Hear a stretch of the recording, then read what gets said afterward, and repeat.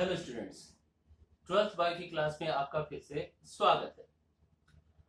आज जो टॉपिक होगा वो है मेगा स्पोरोजेनेसिस या हम कह सकते हैं गुरु बीजाणु जनन।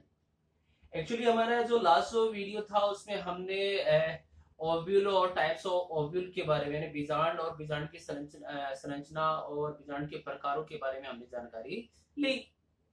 अब जो अपना जो टॉपिक आता है अगला आता है गुरु बीजाणु जनन, यानी किस प्रकार से मेगास्पोर मदर सेल से हैप्लॉइड मेगास्पोर का फॉर्मेशन होता है। उस घटनाक्रम को हम गुरु बीजाणु जनन या मेगास्पोरोजेनेसिस कह सकते हैं।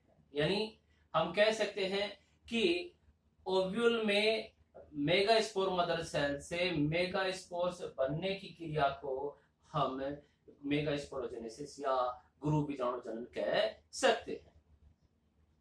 एक्चुअली अगर देखा जाए तो जब ओव्यूल का फॉर्मेशन हो रहा होता है उसी समय न्यूसेलस यानी बीजांड काय की जो कोशिकाएं जो होती हैं, बीजांड काय की जो हाइपोडर्मल सेल है उसमें से एक कोशिका आकार में बड़ी होकर, जिसका जीवदरी सघन रूप से पाया जाता है या उसका केंद्रक बड़ा हो जाता है, उस कोशिका को हम आर्किस्पोरियल इनिशियल सेल कहते हैं या प्रसूतक प्रारंभिक कोशिका भी कह सकते हैं। यानी जो हाइपोडर्मल सेल है वो आर्किस्पोरियल इनिशियल सेल में डिफरेंशिएट हो जाती है। अब ये जो आर्किस्पोरियल इनिशियल जो सेल है इसमें पेरिक्लिनल जो डिवीजन होंगे यानी परिणत विभाजन होंगे। ये जो परिणत विभाजन होते हैं या पेरिक्लिनल जो डिवीजन होते हैं, जिसके फलस्वरूप आर्किस्पोरियल इनिशियल सेल से दो टाइप्स की सेल का फॉर्मेशन होता है। ये जो आर्किस्पोरियल इनिशियल सेल है, दो जो कोशिकाएं बनाएगी वो है प्राइमरी पैराइटल सेल या प्रारंभिक वित्तीय कोशिका जिसको कहते हैं, और दूसरी बनती है प्राइमरी स्पोरोजिनस सेल या प्राथमिक बीजाणुजन्य कोशिका। इन दो प्रकार की कोशिकाओं का निर्माण होता है। अब आगे बढ़ते हैं इससे कि जो प्राइमरी पैराइटल जो सेल है वो मोस्टली अगर अनडिफरेंशिएट रहती है, या तो यानी उसमें किसी प्रकार का विभेदन या विभाजन नहीं होगा, या वो भित्ति का निर्माण करती है। लेकिन इधर बात करें हम प्राइमरी स्पोरोजिनस सेल, ये भी आगे विभाजित नहीं होती है तथा ये सीधे के सीधे मेगास्पोर मदर सेल में डिफरेंशिएट हो जाती है। अब ये जो मेगास्पोर मदर सेल है इसमें मियोसिस होगा। मियोसिस से आपको पता ही है कि एक मियोसिस से 4 सेल्स का फॉर्मेशन होता है। ये जो 4 जो हैप्लॉइड सेल बनेंगी उनको मेगास्पोर या गुरु बीजाणु कहा जाता है। अब जब बात ये आती है, ये बनने वाले सारे के सारे जो गुरु बीजाणु जो होते हैं वो हैप्लॉइड अगुणित होते हैं। ये चारों जो गुरु बीजाणु आप देखेंगे इस प्रकार से व्यवस्थित रहते हैं।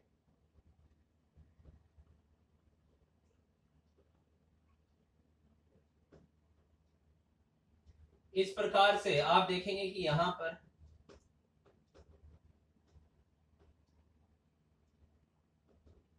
ये 4 गुरु बीजाणु है, मेगास्पोर है, वो व्यवस्थित रहते हैं।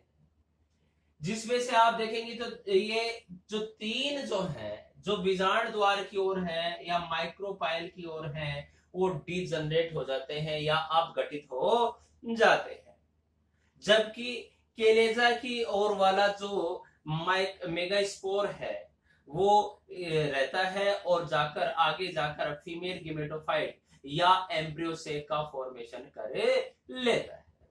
तो यानी कहने का मतलब ये है, तो यहाँ पर जो मेगास्पोर बने, मेगास्पोर मदर सेल से इस घटना को हम मेगास्पोरोजेनेसिस कहेंगे, जिसके फलस्वरूप 4 मेगास्पोर बने। उन 4 मेगास्पोर में से 3 मेगास्पोर जो होते हैं वो डीजनरेट हो जाते हैं जो माइक्रोपाइल की ओर होते हैं, जबकि एक जो होता है मेगास्पोर जो चेलेजा की या केलेजा की ओर होता है वो रहता है और उससे फीमेल गेमेटोफाइट यानी एम्ब्रियो सेक का फॉर्मेशन होता है। अब आगे बढ़ते हैं इसमें कि अगला जो टॉपिक जो अपना आएगा वो आता है इसमें कि एम्ब्रियो से या फीमेल गेमेटोफाइट का डेवलपमेंट कैसे होता है, उसके बारे में भी जानकारी लेते हैं।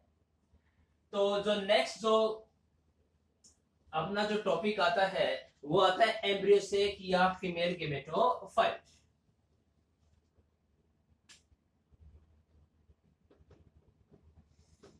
एम्ब्रियो से या फीमेल गेमेटोफाइट या मादा युग्मकोद्भिद या भ्रूणकोष, भ्रूणकोष या मादा युग्मकोद्भिद, ये इसकी बात करें तो हमें पता है कि आप देखेंगे कि यहां पर एक गुरु बीजाणु बचा है सक्रिय रूप से जो फंक्शनल होता है। अब इसमें 3 डिवीजन होंगे, यानी 3 सूत्री विभाजन या माइटोटिक डिवीजन होंगे। पहला जो डिवीजन होगा उसके फलस्वरूप 2 न्यूक्लियस बनेंगे, जिसमें से एक चला जाएगा केलेजा की और एक माइक्रोपाइल वाली साइड में चला जाएगा। फिर इन दोनों में 2 डिवीजन होंगे, जिसके फलस्वरूप यहाँ 4 और इधर भी 4 जो है केंद्रक बने जाएंगे, यानी माइक्रोपाइल की ओर भी 4 और केलेजा की ओर भी 4 बन जाते हैं।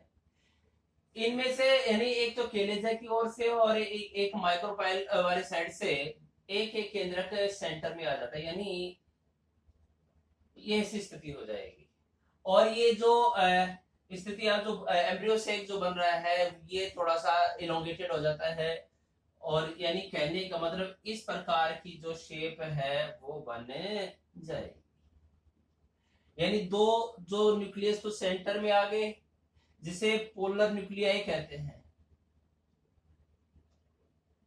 ध्रुवीय केंद्रक, जो बाद में फ्यूज्ड होकर एक द्वितीय केंद्रक या सेकेंडरी न्यूक्लियस का फॉर्मेशन करते हैं।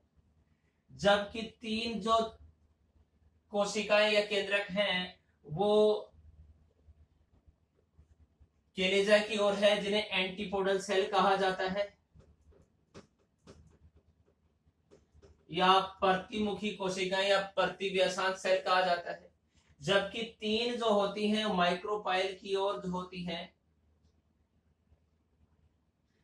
इन तीनों को मिलाकर हम एग अपार्टस या अंड समुच्चय जिसको कहते हैं,